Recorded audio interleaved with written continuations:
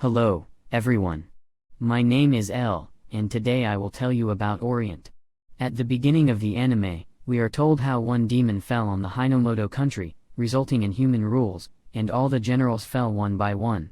But there were still individuals ready to fight the demons to the death. The war has been going on for more than 150 years. These people are called the Bushi gangs. Kishin's reign lasts 151 years. Society was divided into two parts. One part loves and worships demons, and even they go to school as minors from childhood to get closer to the demons. In schools, children are taught that the Bush were thieves and ruled the country only by violence from the very beginning of their childhood. They were prepared to hate these people. The main character, named Musashi, who is studying at a school for a minor, secretly wants to become one of the Bushi. From an early age, he had this dream, which he shared with his brother Kojiro. It is revealed that the two went on different paths. Kojiro was the son of a Bushi and therefore despised by everyone. But Musashi is a minor, and because of this, Kojiro treats their brother with prejudice and distrust. When Musashi came to remind him of what the two were aiming for, his brother immediately retorted that he was lying and wouldn't become a Bushi. Only then did Musashi reveal his scarlet pickaxe in the form of a katana, or a katana in the form of a pickaxe. From now on, Musashi wants to show how serious he is. After he leaves, we understand that his brother knows everything and only wants what is best for him, since the boy may not like society. Musashi and his group go to the mine to meet the real demons. Everyone is happy, but not for long, because in a moment they find their natural appearance and the working conditions of the miners. Our hero realizes that this is his chance, which he went for so long, and tries to fight one of these demons. But his katana is not next to him, so he grabs the one lying next to him and tries to fight the enemy, but it turns out badly. Then Kojiro arrives and gives it to Kirk. Thanks to her, he definitely cuts down the demons. Now the brothers have sworn an oath to defeat the demons together. Two guys are moving toward Kishin, cutting down all the demons in their path. As soon as they got close to the main boss, they were met by a cylindrical creature with a beak and paws.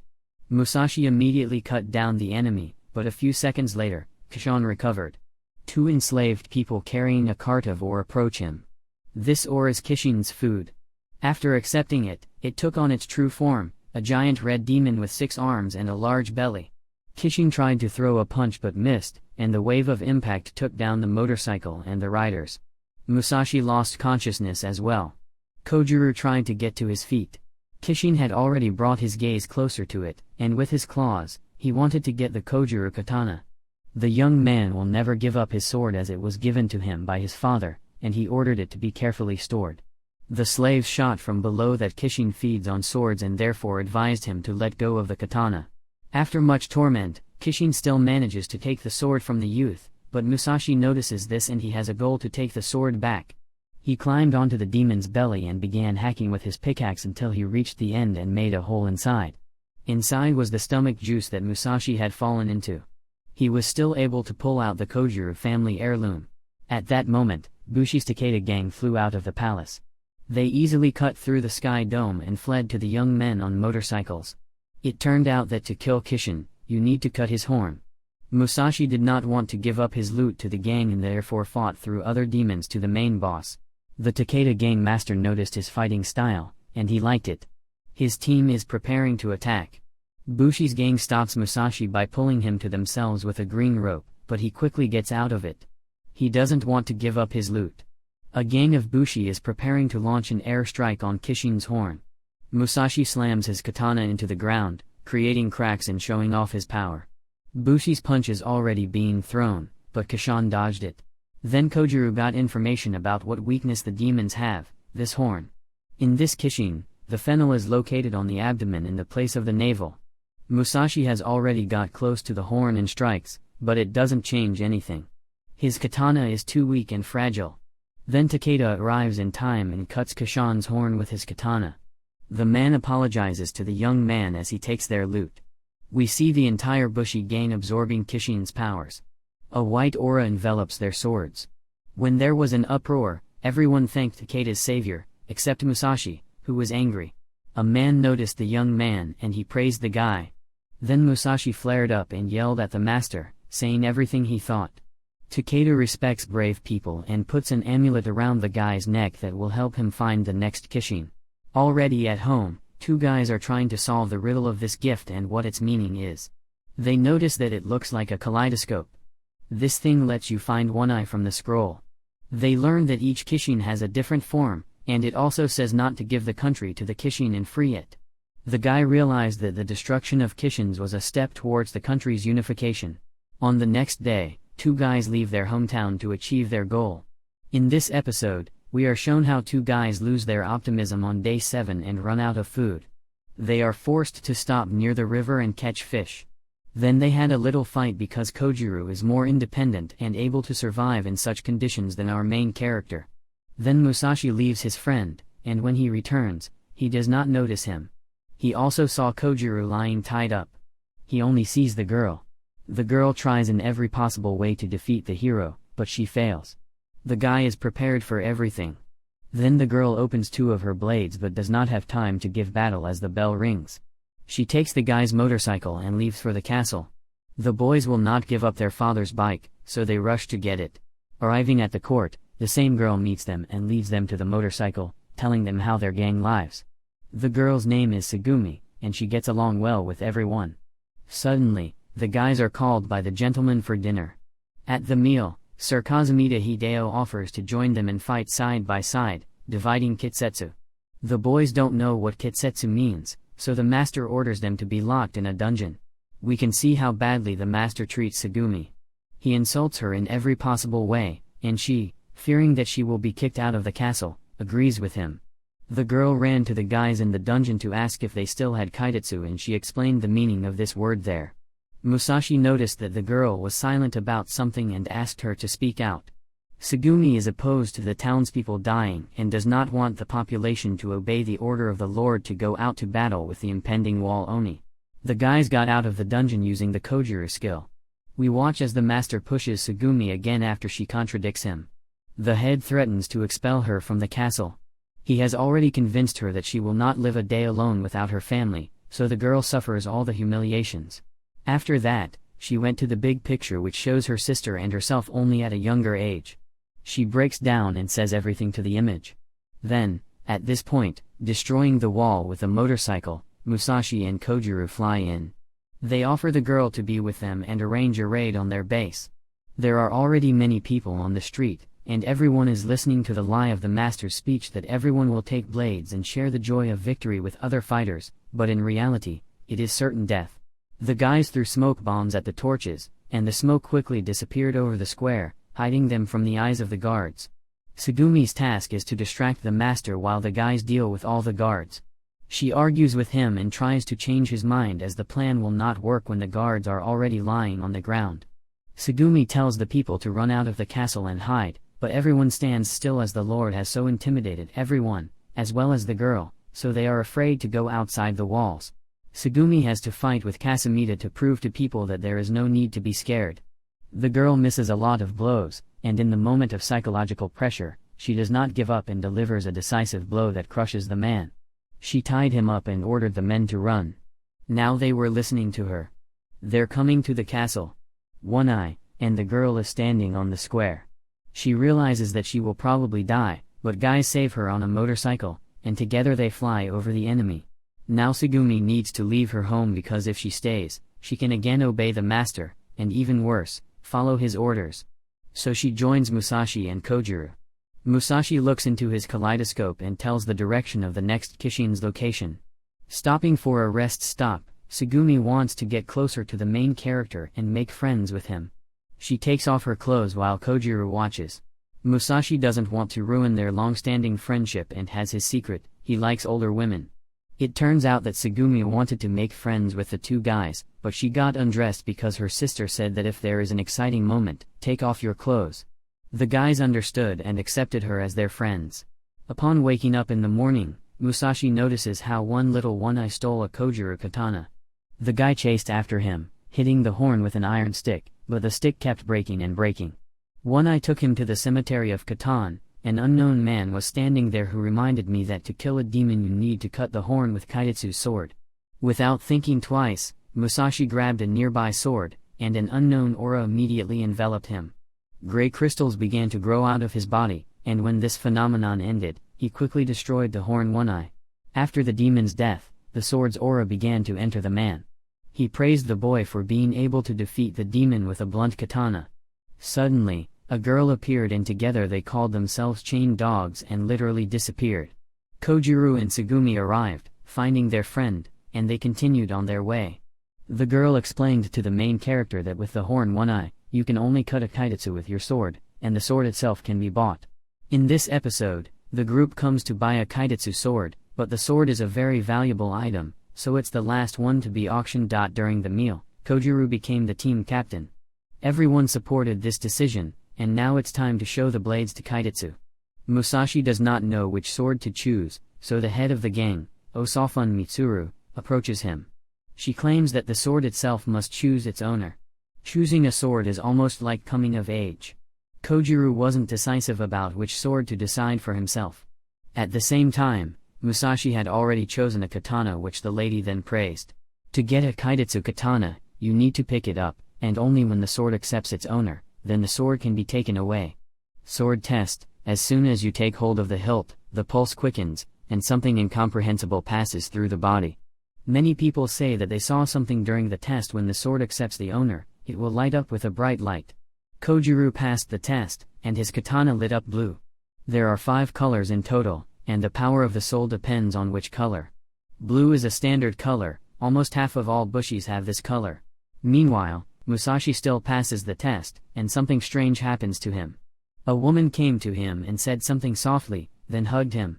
His body lit up in black, which means that the sword rejects the person.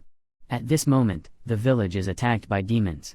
Kojiro quickly deals with them, cutting all of the horns. Now all the bushis are being summoned for a big battle with Kishin. Unfortunately, there is no Musashi in these ranks, as he does not have the kaitetsu sword. Musashi easily let go of his friends, and he remains sitting in the same place. Musashi is approached by the same man from the Shiru sword graveyard.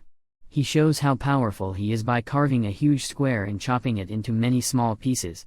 Shiru is, in fact, a weapon, and that's why he has such phenomenal strength. He offers to become Musashi like this, but the guy refuses, as he will no longer be able to be near his friends. Shiru simply pushed the young man into the abyss, throwing Kaitetsu's sword. While climbing the mountain, Kojiro and Tsugumi remember their friend. The girl asks to tell him where Musashi is from and who his parents are. The guy says his parents were ordinary farmers, but why did Kaitetsu's sword reject him? Then at this moment, Shiro's assistant approaches the abyss, now, and he brings food with him. Meanwhile, Musashi is still falling into a huge pit, but suddenly he notices Kaitetsu's sword flying nearby and tries to take it. He succeeds and tries to stop himself, thrusting his sword into the ground. He gradually turned Musashi's into a black crystal, and the guy fell into the magma. So far, he remains alive and communicates with a strange transparent person who explains to him about his childhood. Musashi's parents died of terrible illnesses, and the little boy needed to go somewhere. His relatives have to take him in, but they don't want to take him because he and his family were friends with Bushi. The child becomes withdrawn, he wants to be at least someone needed. One day while walking around the city, his family asked him to throw a rock at Kojiru's father, Kanamaki Josai. He was Bushi, and the boy had to do that to avoid being an outcast. Still, the old man does not hold a grudge against the boy and offers him to live together. The transparent personality begins to pressure the young man emotionally, and Musashi gradually loses faith, becoming obsidian. Meanwhile, on their way to the mountain, Bushi's gang found Kishin already stricken. The group discovers a decapitated Kishin, and at this moment, Shiru appears. It was he who beheaded him. The Bushis pointed their weapons at the man, but he only touched his sword, as several Bushis were already dead. He needs Bushi's sword Kaitetsu, so he'll have to kill them all. At this point, Nanao pulls Musashi out of the abyss with his walking stick. By mistake he thought that the guy had already turned into a black crystal. He quickly put on a samurai robe and rushed up the mountain to join his friends, as he remembered Shiru's words that he would make weapons out of his friends. All the Bushis are running away from Shiru, only one Kojiro came out of the running crowd and decided to redirect Shiru. He is ready to take the fight to him to save the fleeing Bushi. When the man has already grabbed the guy and lifted him above him, Musashi appears at this moment, half becoming obsidian. It turns out that the Kaitetsu blade didn't accept the guy, but it didn't reject him either, he can use it. Shiro hunts the main character because there is a goddess in him that he wants to get. Shiro gives the right to Nanao, takes the group's lives, her staff split into 7 armadillo blades. She has a secret blade technique called the Death Wheel, it's impossible to avoid them. But Musashi realizes that blades can be cut with a normal sword, so that he can fight. He uses his blade technique and practically delivers a decisive blow to Nanao, but she manages to push him away. Kojiro suggests the idea of smashing all 7 of her swords. Captain Kojiro came up with a plan. Kojiro himself stays put when Musashi and Tsugumi run off in the opposite direction. Nanao is about to strike at Musashi, and Tsugumi anticipates this. She catches the intruder's blades. After that, they break. Shiro is very dissatisfied that the assistant did not cope with the task and decided to fight himself. He created a huge cube over the mountain area, and he tore off a piece of it and lifted it into the sky. Then it just rolled over. Those who didn't have time to stick their swords in the ground and grab onto them, just fell and died. Musashi was left hanging on the katana, as were Kojiro and Tsugumi, but all of a sudden, Shiro slammed his sword into the ground, creating a shaking sensation, and all the people started to fall. Then something stops time. We are shown how the obsidian goddess resting in Musashi's body revealed herself and explained that she should not let the guy die, as she can also pass away. Musashi says that he doesn't want to be left without friends and needs to save everyone. The goddess realized that his friends helped the guy survive and she will help too. She woke up and flew into Musashi's body. Great power was activated, which lifted the people's katanas, saving them from falling. In Musashi's body, there was a symbiosis of 2 personalities. Now the goddess is ready to fight Shiro. The friends do not recognize their faithful Musashi, and then the goddess of obsidian appears to Kojiro and thanks him for sparing his friend's life. The goddess accumulates the power of all Kaidetsu swords and creates a huge white dome. The rest of the Bushis help her with this. The fight didn't last that long. Musashi delivers a powerful blow, after which several mountains in front were left without a top, and the enemy himself disappeared somewhere. In any case, he's defeated. Now all of the Bushis are happy about the victory, but the goddess's words torment Musashi about being careful not to end their fate like this. We are shown how Shiro cut through the sky and descended to the ocean on a large platform. There was also Kishin's huge head. Musashi sees the relatives and friends of the dead Bushi crying in the cemetery of swords. It's the only thing they have left. As a thank you, the head of the Bushi gang offered a hotel for 3 friends. Musashi has one more request to pass the sword test again, but this time only once. The guy remembers how Jisai respected all of the rules of Bushi and how he kept his katana. So, Musashi picks up a katana, but the guy starts to shine ruby red. This time he managed to pass the test, and Kaidetsu sword chose him.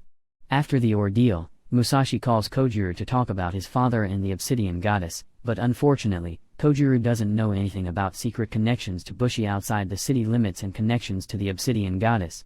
We see Shiro with Nanao. They discuss the goddess. They only know what kind of body she was in earlier. This is Bushi Jisai, but for unknown reasons, she decided to change her receptacle. No matter what, the 3 friends need to continue on their way, but already to the east.